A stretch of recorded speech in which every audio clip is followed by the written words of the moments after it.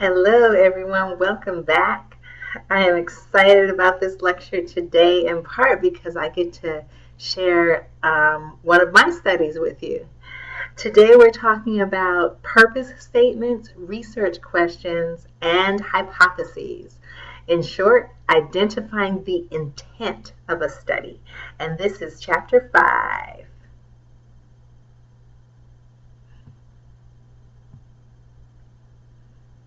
Okay. How do you identify the purpose statement in a research study? Often it's found at the end of the introduction section, immediately following the statement of the problem. Or it could be at the end of the literature review. And there'll be phrases such as, the purpose of this study is, the goal of this study is, this study aims to, and so on.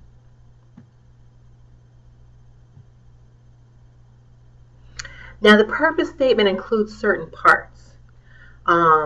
It should have the focus of the study, the specific topic of interest, an overall intent, what the researchers want to learn about the topic, a framework, perhaps there's a theory or framework that guides the researchers that will be mentioned. The participants, who's the study about? Where are they?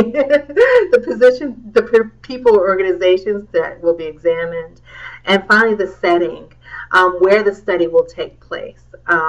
Sometimes this is vague, like a small southern city. But generally speaking, where the study is taking place. So, what are research questions? Statements. So remember that inverted triangle right at the bottom. We can put research questions because they are the most narrow. They narrow the purpose down to specific questions that will be answered by the study. You're going to be looking for passages where the authors identify the questions they are addressing. Hopefully they have a list of them somewhere, maybe even a title that says research questions. And usually they're stated as questions. Sometimes they're phrased as statements or referred to as objectives. And a study may include multiple research questions, and usually does in our fields. Okay, let's talk about quantitative purpose statements first. For quantitative purpose statements, they're going to describe the variables that are being studied, define a specific relationship between the variables. We'll talk a little bit more about that soon, and identify important characteristics of the participants. So then, what are variables? Now, we've all heard the word variable, but let's define it more precisely for ourselves. Oh, the example. This paper just came out. It's hot off the presses. Yay! It was quite a while in the making. I worked on this with my friend and colleague David DeYoung. And we had worked together at the University of South Dakota, and when we started working on this paper together, and it finally got published, and it was finally accepted in March of 2018, and now it is published. And so that's very exciting. The title of the paper is Curricular Coaches' Impact on Retention for Early Career Elementary Teachers in the USA. Implications for Urban Schools. Kind of a long title. So even from the title, there are some things that you can tell, right? I'm looking at elementary teachers, in particular early career elementary teachers, so that's teachers who haven't been teaching for very long here in the United States. And I'm looking at curricular coaches, and if you are not familiar with that term, it's like in schools nowadays, there is often a person who is there to support the teachers, and that person is called a curricular coach or a content supervisor or a staff developer, something like that. And I look at the impact on retention, and by that we were looking at on people not quitting, basically.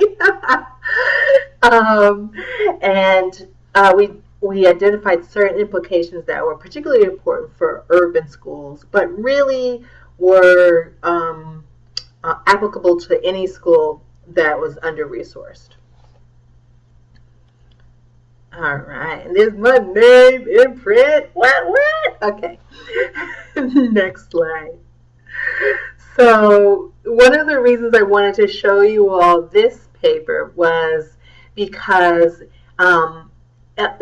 the journal that we submitted to and that we were published in, the International Journal of Mentoring and Coaching in Education, their abstract, they asked for an articulated abstract, where rather than it just being a paragraph where the researchers get to basically write whatever they want, this journal specifies what each part of the aspect should address, including starting with a part that they call the purpose.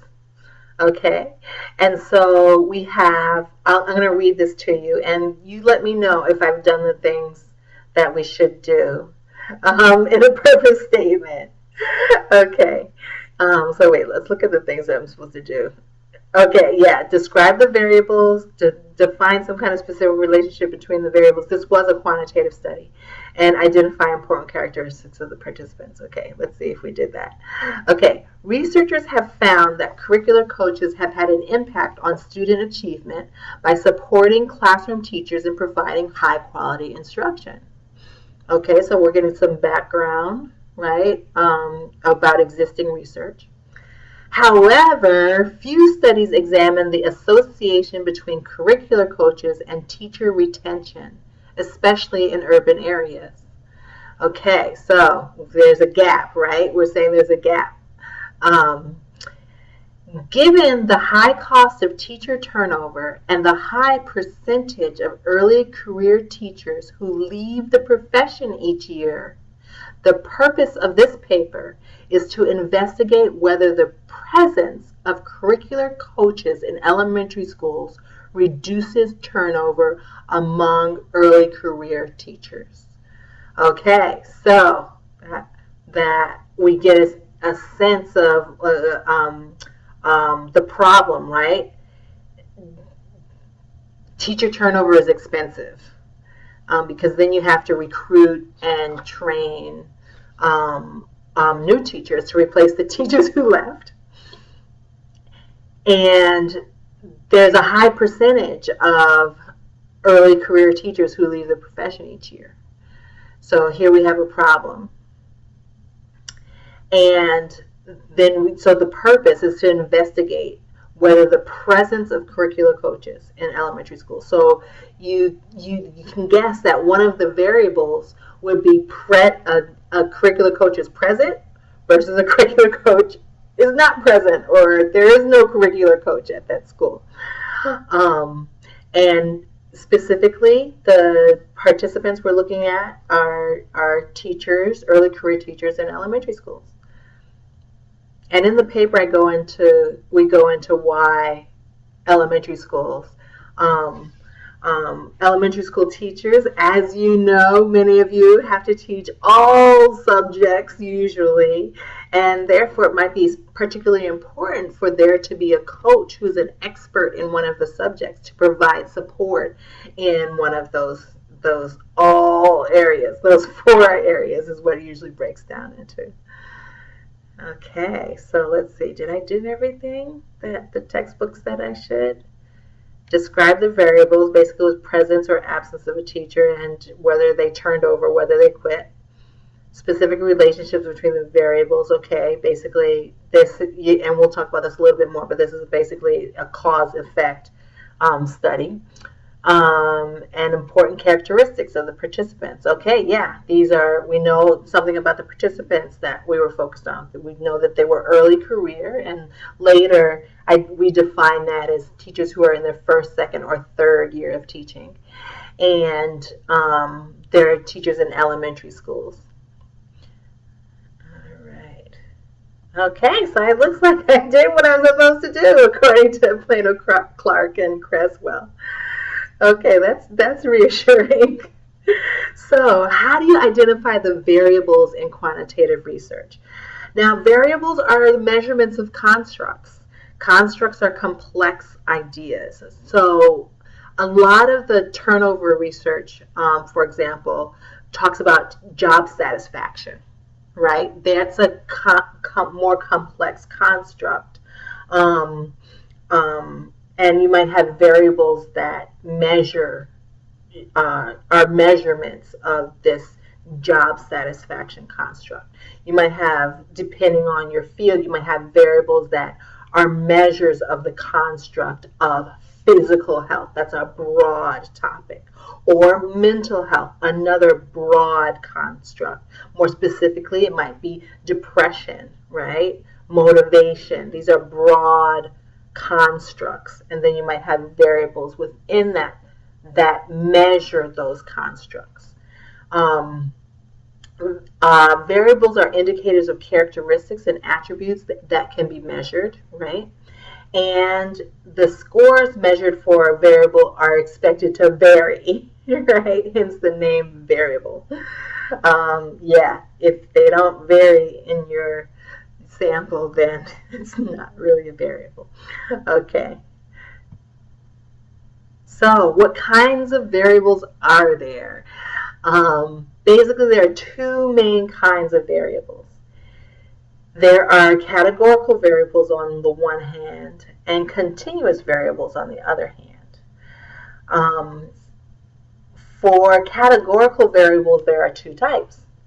There are nominal categorical variables and there are ordinal categorical variables. So categorical variables, basically variables that put people, places, or things into a category. Okay, nominal is when the categories have names. Ordinal is when the categories have names and different levels or some kind of order. Okay, so a nominal category might be political status, right? And it may be, they may be coded a certain way, but really there's no inherent ordering to whether a person identifies as Democratic, Republican, or Independent, right?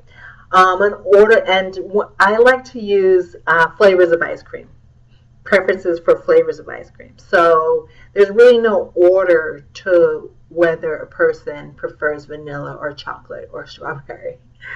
For ordinal categorical variables, however, there is an implicit order. For example, grade level, college grade level, freshman, sophomore, junior, senior, gives a sense of there's an order there. You have to be a freshman first before you can be a senior in high school.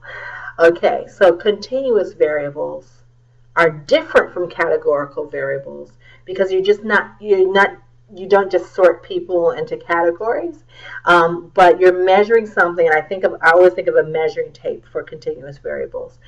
Scores along a continuum of possible scores. For example, test performance can vary from a low of 0 to a high of 100%. Range of motion can vary from 0 to 180 degrees, right? Level of satisfaction could vary depending on let's say you have an instrument that where their satisfaction can vary from 10 to 50. Their satisfaction score can vary from 10 to 50, let's say. Okay, so next we have a pop quiz. Let's say that a professor decides that she wants to get to know the students and she a little bit, and she does this by giving them a survey where she asks them some basic questions to get to know them. Okay, maybe she might ask, what's your gender? And gender is a categorical variable. In the bad old days, we used to say that there are only two categories of gender. Nowadays, more flexible. We say there are 3 categories. Some get even more specific than that. But we might have a survey and say, do you identify as female, as male, as other? And a really good survey will allow a person to self-identify. How old are you? Basic question that you're really not supposed to ask. That's not considered polite in some places. Okay, how tall are you? In inches, let's say. That's that measuring tape idea, right? How many brothers or sisters do you have? What degree are you pursuing? What program you are in? And so on. Okay, so here's the question. Are they categorical or continuous? So, number 1, what is your gender? I kind of gave that away. Yes, categorical. How old are you? If you're expressing your age in years, then it's continuous. Okay? If you're expressing your age as I'm old, or saying I'm old, and another person saying I'm young, and those are the only 2 categories, the only 2 options that a person could say, then it would be categorical. But usually how age is continuous. How tall are you? And that's that measuring tape very directly, okay? That's continuous. How many brothers and sisters do you have? Is that categorical or continuous?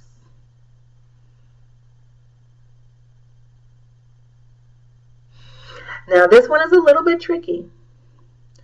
A rule of thumb I want that you can use is that if there are potentially more than 7 categories or so, and it's ordinal, then it can be treated as continuous. So how many brothers and sisters do you have? If the options are, I'm an only child, I have 1 sibling, I have 2 siblings, or I have 3 or more, that's only 4 options, 4 potential categories that people would fall into. And I would call that categorical. Okay? It's an ordinal categorical variable. However, if it's just open-ended, a person could have, and a person, we know that there's a wide variety of the number of siblings that a person could potentially have. Then we could think of it as more continuous. Okay? All right. So what degree are you pursuing and what program are you in?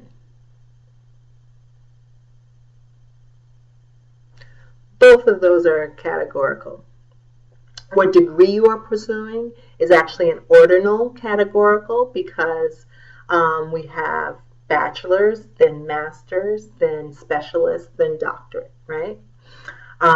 What program you're in is nominal categorical.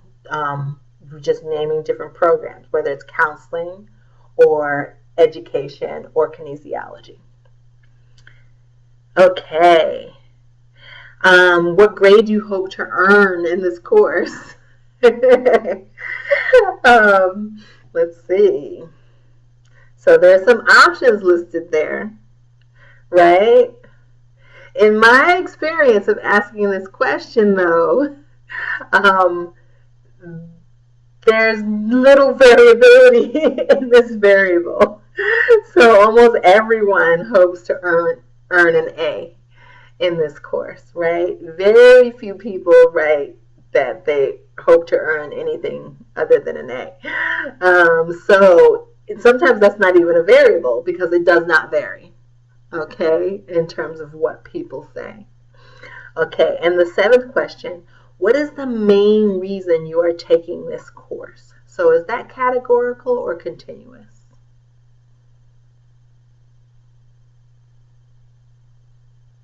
Now that one's actually a trick question because when it's open-ended like that and people can write whatever they want, and some people will write one main reason, some people will write multiple reasons. If it's open-ended, okay, if it's check boxes and it's categorical, but if it's open-ended and a person can write whatever they want, then it's actually not even a quantitative question. Okay, it's a qualitative question because you're going to be dealing with words rather than numbers. Okay, does that make sense? All right. Yeah, that one was a trick one. Okay, next slide. How are theories related to variables? So we know that theories have something to do with research and science and that kind of thing. So what's the relationship there? Now, theories suggest what variables are important to measure. They predict how the variables are expected to relate to each other. And they may predict the likely impact of some variables. Independent or predictor variables have an impact. We theorize, we assume, we hypothesize on dependent or outcome variables. So, what are dependent and independent variables? Okay, yes, this is something that tends to be a little bit confusing.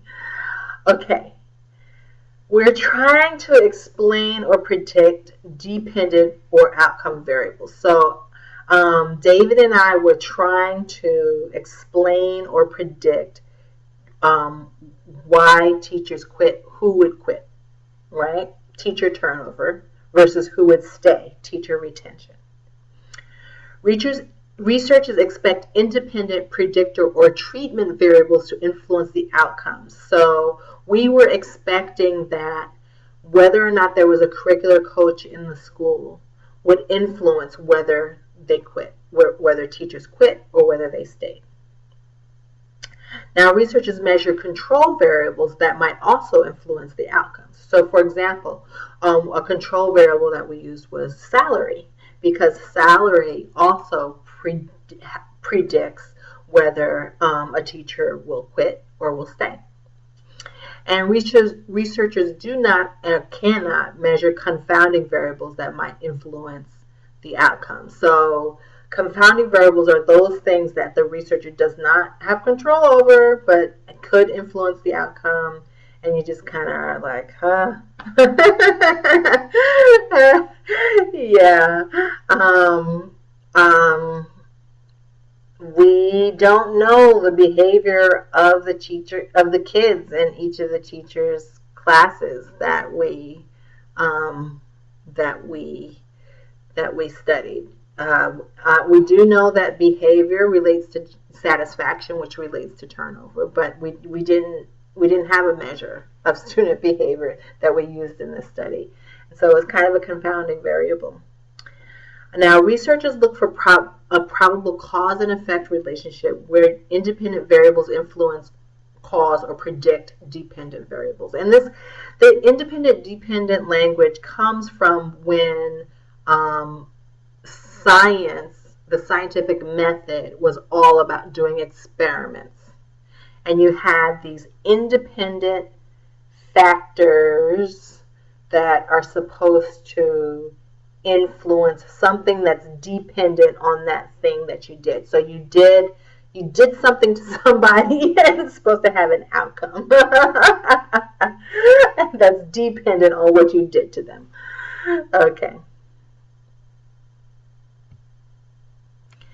So let's look at, here's a kind of a diagram that shows these kind of families of variables. Remember, we're going from what's a probable cause to an effect. First, you have those independent variables. These may be treatment variables. They're measured. They're sometimes called predictors, right? And you also have among the causes the control variables, right? And then on the other end, the effect is the dependent variable or the outcome variable. In between, you may have variables that intervene, and there are two kinds of variables. There's two words you may see in the studies that you read. The words are mediating and moderating. The distinction isn't really that important for our purposes. Think of those as intervening variables. They intervene between the independent variable or the predictor and the dependent variable or the outcome, between the cause and the effect. Then you have those confounding variables where, the researcher just basically shrugs. A limitation of our study is that we didn't take into account the weather that day.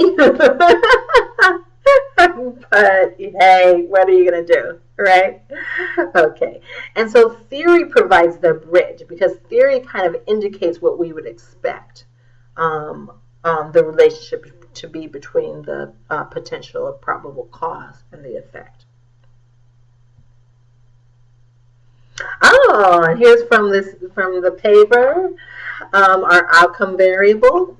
We created a multinomial outcome. There's that word nomial outcome labeled career decision with 3 values, nominal values, right? The names to distinguish teachers who remained in the profession, the stayers, switched to a different school, or movers, and those who left education, or leavers. Okay, and they were, and we say where we got that information. Then our question predictor, which is our independent variable, was called curricular coach, or you could call this the treatment variable as well. Is defined as an instructional coordinator or supervisor, such as a curriculum specialist. And the information on the school questionnaire said what subject they were specialists of. And then there are covariates, which is another word for control variables. And we write that we included 5 additional covariates, which are known to relate to turnover. And first was whether the teacher was alternatively certified, because we know that teachers who are alternatively certified do tend to have higher turnover than teachers who have traditional certification. And what was the poverty level of the students? The student SES is also a predictor, because often if the students are low income, then often the school has fewer resources and it becomes a more challenging work environment. And so teachers are more likely to turn over, to either move or to leave. I gotta break that link somehow, don't you think? Wouldn't it be nice if all students could go to nice public schools that had enough resources? Okay. And then the teacher salary, of course, as in most professions, the better a person is paid, the more likely they are to remain at a particular job site or even within the profession. And finally, we took into account teacher gender as a control variable, because women sometimes have to leave the workforce to care for family members. Like I did with my son. I had to step away briefly because I was having a baby earlier this year. Okay. And we also took into account teachers' years of experience, whether they were a first-year teacher, a second-year teacher, or a third-year teacher. First-year teachers tend to have the highest turnover of all. Okay, so those were the variables in the hot off the presses curricular coaches study. So let's talk about hypotheses just briefly. Hypotheses are predictions about the relationship among variables, and they're based on prior research, and they represent a testable statement. Researchers use hypotheses to clearly identify the independent and dependent variables of interest, to advance a prediction about those variables based on theory or past research, to describe how groups are expected to differ, and explain the expected relationship among variables. For example, one hypothesis might be there will be a strong positive correlation or relationship between students' motivation to attend college and their level of statistical anxiety. I certainly noticed a lot of statistical anxiety the last time I taught statistics. Yeah. but statistics can be fun. Okay, now I've included a couple of scripts, one for a quantitative purpose statement and one for a qualitative purpose statement, because because this language can be a little bit awkward, and sometimes it helps to kind of know how the flow of it goes. Particularly if you're ever writing a proposal of research where you're going to have to make a purpose statement. Okay. So now let's talk about qualitative purpose statements. And I didn't include an example here, but we're going to be talking about a lot of examples of qualitative studies in a few weeks. So I know we're going to go a little bit fast over it here, but those of you who are really eager to learn more about qualitative research reports and qualitative studies, don't worry, we will be going into more detail in a couple of weeks. Okay, so qualitative purpose statements may use more general language, sometimes but not always. The language might seem broader or more general. The purpose statement may evolve over the course of the study and become more narrow. Okay, now you won't notice that when you're reading the research report, because you only will read the last one that the authors wrote.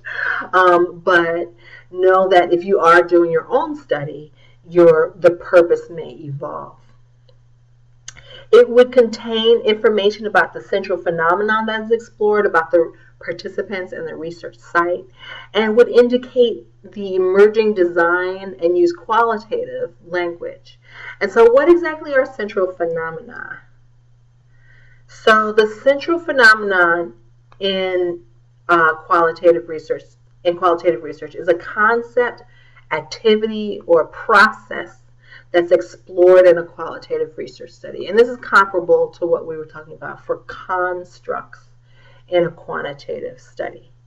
The central phenomenon, we study it to understand its meaning for individuals, to understand its complexity as it naturally occurs in people's lives, and to consider the multiple external forces that shape and are shaped by this phenomenon. So I did a study where I was looking at confidence among new teachers. Okay, that was the phenomenon, confidence. That's what I was looking at. And now researchers can't predict the nature of the external forces, and maybe that's why we're doing the study, to learn more about what those may be. And we might bring a conceptual framework that informs our stance. And the conceptual framework that I used in that particular study was self-efficacy, which is a theory that some of you all may know about. Okay. So qualitative research questions are statements that are used to focus the purpose statement on a general open-ended question. And usually there's one general question and a few sub-questions. And the emphasis is on learning from participants, okay, rather than what the researcher expects to find. Phrases with questions beginning with the words how or what or why, okay, how and why are particularly suited to qualitative exploration. Neutral exploratory language, and it's important that authors use neutral exploratory language and refrain from conveying expected direction, and also for authors to be open to questions that emerge or change during the study to reflect the participants' views. And again, that last piece is something we may not know as the reader, but it's important to know for if we do a qualitative study, that things may change. Even the research questions may change as the study evolves. Oh, by the way, that happens with quantitative research too, so. Okay, so the difference between central research questions and sub-questions. So the central research question is overarching, right? Usually a brief and very general question that specifies the central phenomenon, begins with the word what and how, or how to signal the need for an exploration, or why, and identifies the central phenomenon and participants. So the study I did was of feeling confidence among alternatively certified teachers who were in a program called Teach for America. And then there would be sub questions under that, right? And that these are refinements of the central question and may contain many of the same elements, but they provide greater specificity about the study's direction and may use an advocacy approach and bring the research assumptions about power imbalances and alienation of marginalized group to the fore. Okay, so that's what you would expect in a list of qualitative research questions. Okay, so just to kind of summarize here, this slide that's titled Research Questions / Hypotheses summarizes what we just talked about in terms of quantitative and qualitative research questions. And this next slide is actually slide 23. I need to add slide numbers here, okay, on this lecture. But anyway, this slide 23 gives you a script for a qualitative purpose statement, just because it's sometimes nice to have some structure. And this slide 24, summarizes how the research purpose differs in quantitative and qualitative research. And so again, it's a review of the things we've already talked about.